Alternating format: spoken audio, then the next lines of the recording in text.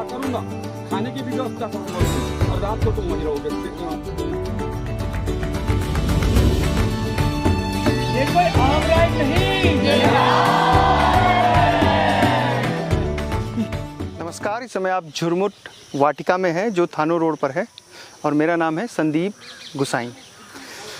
मैं एक ट्रैवलर हूँ, सीनियर जर्नलिस्ट हूँ और स्टोरी टेलर हूँ। तो आज कहानी है आम की। ये जो साइकिलें आप देख रहे हैं ये देहरादून से अलग अलग हिस्सों से इकट्ठा होके इस झुरमुट वाटिका में आई हैं। मकसद था मैंगो राइड।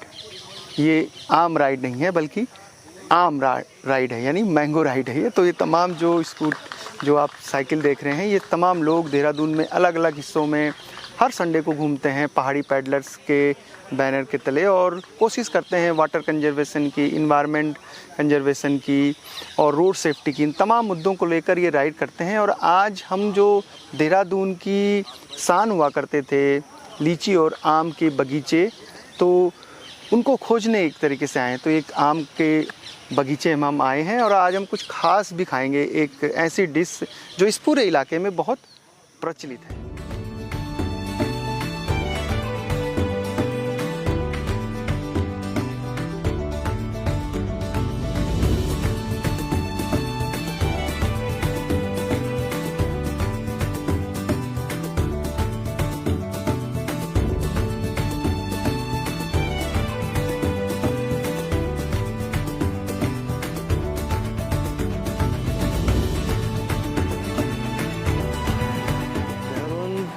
साइकिलिंग के पर्पज़ के लिए बहुत ही बढ़िया लोकेशन है।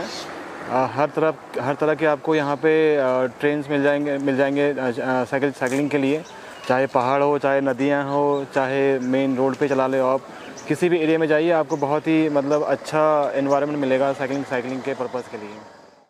अभी मेरे को ज़्यादा टाइम नहीं हुआ है साइकिलिंग करते हुए, मेरे को हुआ है 3-3.5 महीने हुए हैं। और इससे क्या है कि हमारा खुद का फिज़िकल फिट, मैं ये नहीं कहता कि साइकिलिंग ही करो, इसके अलावा आप रनिंग कर सकते हो, ट्रैकिंग कर सकते हो, कोई भी एडवेंचर चीज़ कर सकते हो अपने बॉडी को फिट रखने के लिए।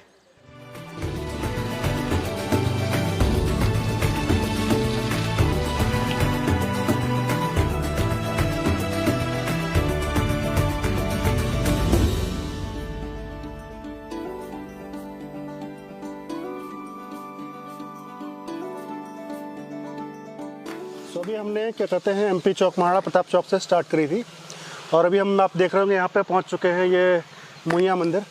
तो यहाँ पे ये हमारा प्राकृतिक जल स्रोत है।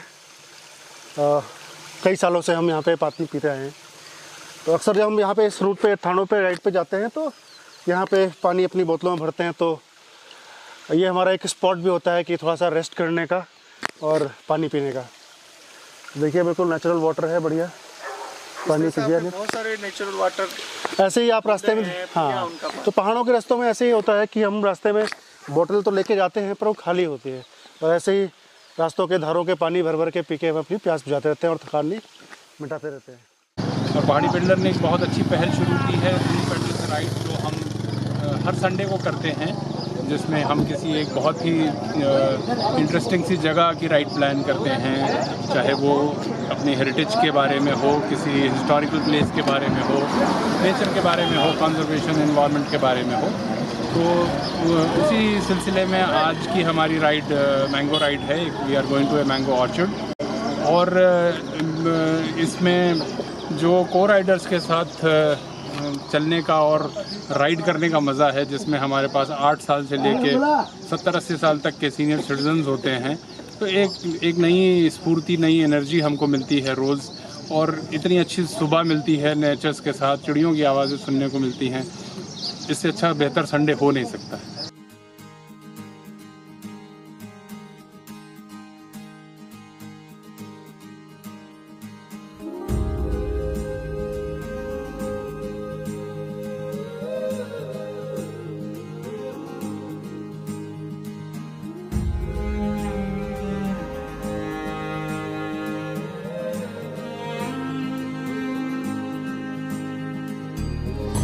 खोए नैनों में है सपने नए, छोटी छोटी मुश्किलों से जम के ये लड़े।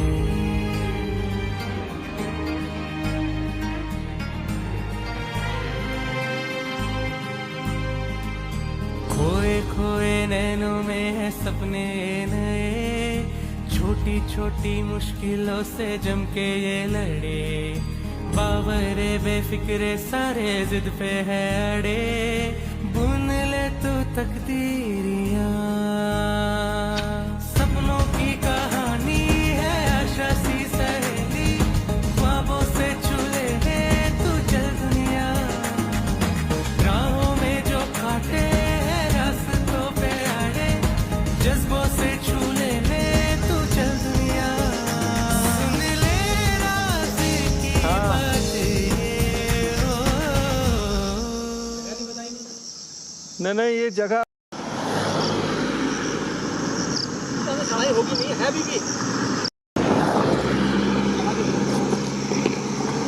चला के देखो जरा, अगर सीट ठीक बैठ रहा है तो ठीक है। स्पीड बढ़ानी होगी तो राइट वाला एक ही मैंगो राइड करनी है। पिछले कई सालों से हम प्लान कर रहे थे कि एक बहुत ही देहरादून की जो पहचान है, जैसे हमारे पहाड़ में होता है ना, बांझ और बुरांस एक साथ शब्द आता है। मुझे लगता है कि किसी शहर को अगर आप देखना चाहते हैं तो साइकिल एक आज के डेट में सबसे सशक्त माध्यम है।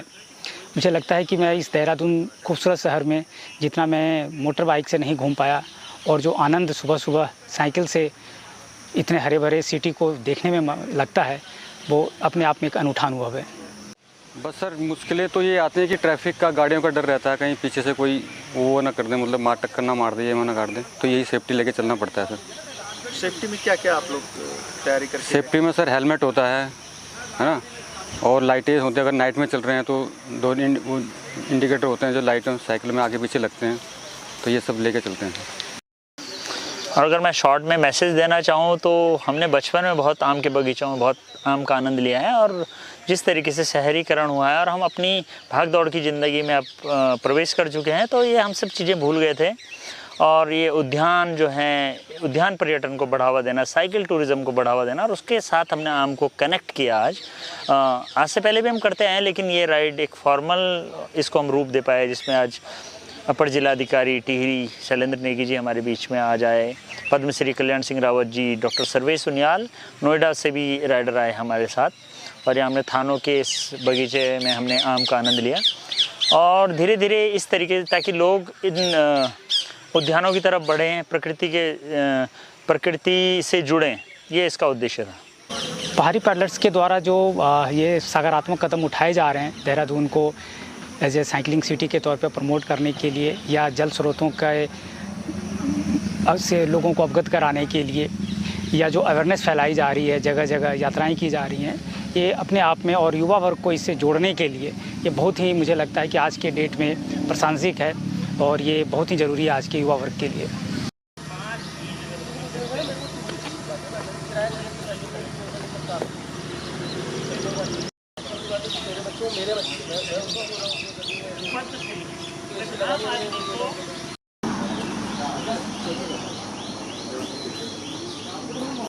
हाँ, जैसे कि आज है, जैसे अम्बानी का है आज, तो जैसे कि अम्बानी की तैयारी कर रहे हैं जी। कैसे बनता है, थोड़ा विस्तार में बताइए। जैसे पके हुए आम है, पके हुए आम छील के थोड़ा सा क्रैश करके उसे मतलब इकट्ठा करके ना, फिर उसे नमक मिर्च जीरा और करके जैसे तड़का लगा दो, उसके साथ जैसे चावल के साथ भी ले सकते हैं, रोटी के साथ भी ले सकते हैं। इसमें अलग अलग वैरायटी के आम है, लंगड़ा हो गया, चौसा हो गया, छोटे आम हो गया। इसमें जो टेस्ट है वो हमारे हरे नमक मिर्च की वजह से, जो पहाड़ी लोन बोलते हैं ना जिसको, उसकी वजह से, जैसे भुना हुआ जीरा हो गया, वो डाल दो, नमक डाल दो आप, 2-3 तरीके के फ्लेवर वाले नमक, तो उसकी वजह से उसमें टेस्ट आता है। इस समय खाने के फायदे भी होंगे जरूर है, हाँ जी ज़रूर। उसकी तासीर थोड़ी ठंडी होती है इस तरह से बनाने से? हाँ जी, पेट के लिए भी फायदेमंद है। हाँ जी। आपने कहाँ सीखा ये बनाना? ये हम लोग लोकल ही हैं, तो लोकल तो ये लोग बनते रहते हैं, बनाते रहते हैं। हाँ जी, उसको पल्लर कहते हैं गांव में मसाला छाछ, जिसको शादी ब्याह में ज़्यादातर लोग उसको बनाते हैं।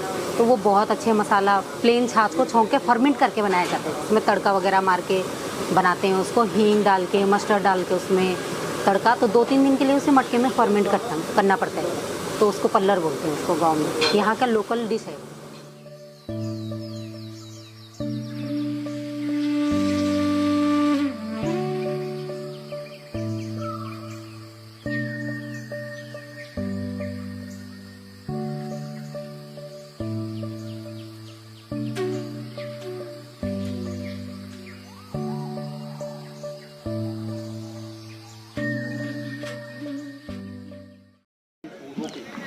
आज ये यहाँ पर देहरादून के जो उत्साही युवा थे और विशेषकर पहाड़ी पैडलर और यहाँ पर जितने भी साइकिलिस्ट थे, इन लोगों ने एक आज अपना इतवार इस तरह से मनाया कि आज वो ये आम के बगीचे में आकर के इन्होंने यहाँ पर एक आम पार्टी की और एक मैसेज दिया कि जिन पेड़ों से हम आम खा रहे हैं, इन पेड़ों को हम बचाएंगे और इनको बढ़ाने की कोशिश करेंगे। पर्यटन में तो जी एक्चुअली उत्तराखंड में क्या दिक्कत होगी कि उत्तराखंड अब जो है प्रदर्शन की भूमि हो गई है, जबकि ये दर्शन की भूमि है। यहाँ पर स्लो टूरिज़्म, जो मैं आप बार बार कहता हूँ कि उत्तराखंड स्लो टूरिज़्म है, ये मंद पर्यटन का स्थल है, जहाँ पर आप रुकें, देखें, सोचें, अनुभूति करें और फिर आगे बढ़ें।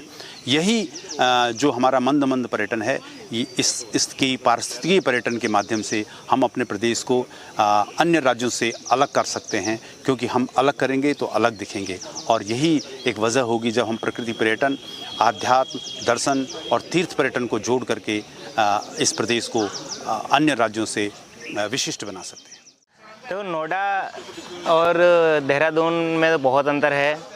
नोएडा में क्या है, प्लेन रोड है, तो वहाँ पे साइकिल चलाना आसान है, बट यहाँ पे एलिवेशन बहुत है, अप डाउन है, अप डाउन। नोएडा में 1 घंटे में 30 किलोमीटर चलाएंगे तो यहाँ मुश्किल से 10-12 किलोमीटर चला पाएंगे। लेकिन ये है, यहाँ पे एंजॉय बहुत आता है, पूरा प्राकृतिक बहुत अच्छा है, पेड़ पौधे बहुत ज़्यादा हैं, नेचर बहुत अच्छा है यहाँ का।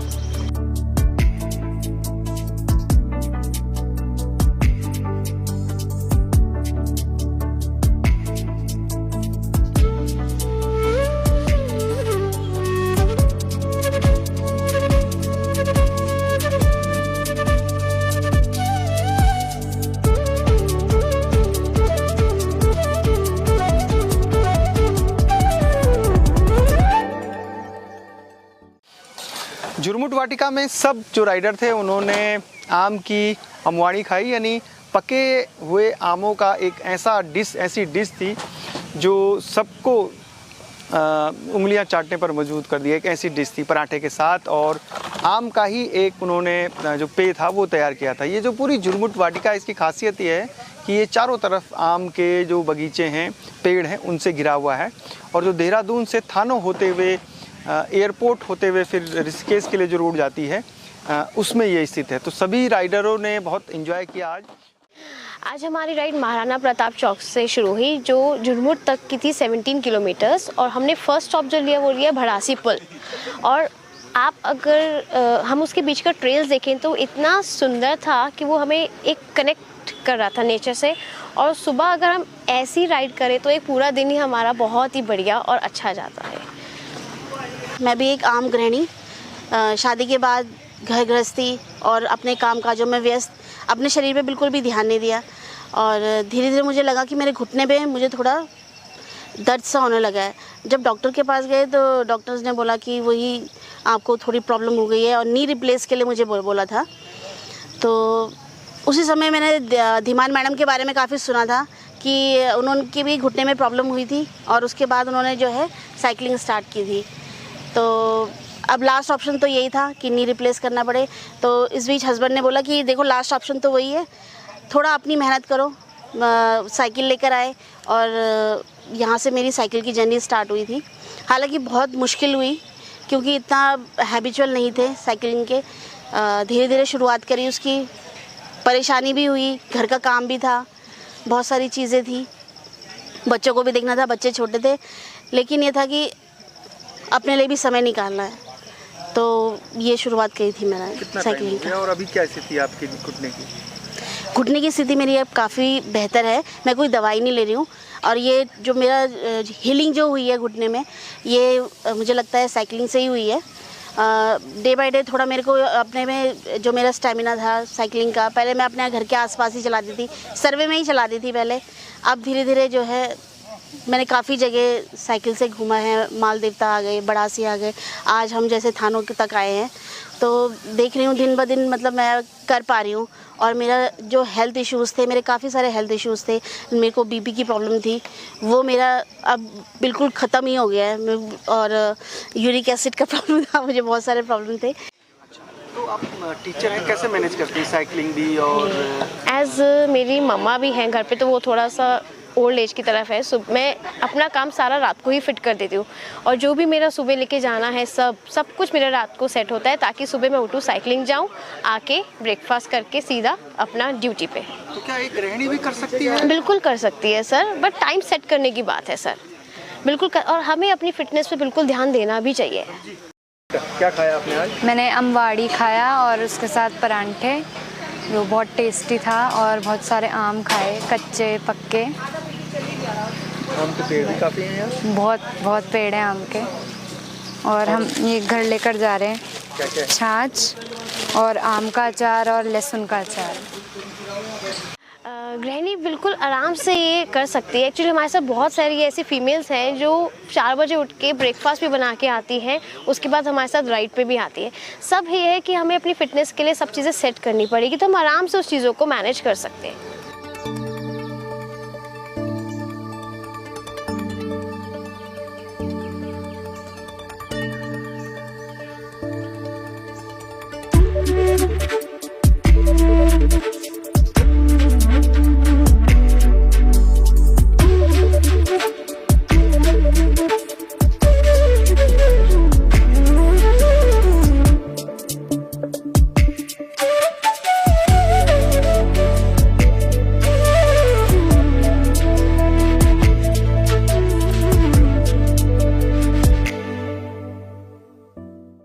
और मुझे लगता है कि ये जो पहाड़ी पैडलर्स कर रहे हैं एक थीम के साथ करते हैं। जैसे आज की राइड थी वो मैंगो राइड थी और इसके लिए थानो रोड पर एक झुरमुट वाटिका को चुना गया। ये देखते होंगे आप, यहाँ पर आम के, कटहल के, लीची के बहुत सारे पेड़ हैं और अन्य भी जो गैर फलदार वृक्ष भी हैं, रोड से लगा हुआ है। इसमें एक बढ़िया बात है कि महिला समूह जो है इस झुरमुट वाटिका के रेस्टोरेंट को चला रहे हैं और वो पहाड़ी उत्पादों को भी बेच रहे हैं और अपने आप जो है यहाँ पर लोगों को अच्छा नाश्ता और अन्य चीज़ें भी खिला रहे हैं। तो ये उद्यान, स्वयं सहायता समूह, महिला विकास, पर्यावरण और जो यातायात के साधनों से सड़कों पर बढ़ता हुआ दबाव है, प्रदूषण है, इन सब के लिए एक बेहतर संदेश है।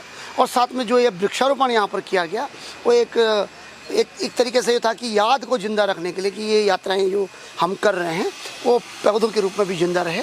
और हर बार अलग अलग थीम में होता है। पिछली बार लीची राइड थी, उससे पहले हमने काफल राइड की थी, उससे पहले हम जो है किसी न किसी थीम पर चले हैं। आगे आने वाले दिनों में स्नैक बाइट पर और स्नैक का जो डे आ रहा है उस पर भी काम होने वाला है। पहाड़ी पैडलर और रूरल टेल्स की कोशिश है कि आपको स्लो टूरिज्म की जो विशेषता है वो बता सकें और इसीलिए देहरादून से झुरमुट वाटिका तक ये पूरी साइकिल राइड आयोजित की गई थी। आम तो एक बहाना था, कोशिश हम ये कर रहे हैं कि देहरादून की जो यादें हैं उनको फिर से ज़िंदा कर सकें। देहरादून अपनी लीची और आम के बगीचों के लिए प्रसिद्ध था किसी ज़माने में, अब बस कई इलाकों से ये पूरे बगीचे समाप्त हो चुके हैं। ऐसी राइड भविष्य में और भी जारी रहेंगी। कोशिश हम ये करते रहेंगे कि जो पर्यटक यहाँ आ रहे हैं वो स्लो टूरिज्म, पैदल, साइकिल से चलकर यहाँ की जो प्राकृतिक विरासत है उसको अपने आँखों से कैद कर सकें। संदीप गुसाई को इजाज़त दीजिए, सफ़र आगे भी जारी रहेगा। जय नंदा, जय हिमाल।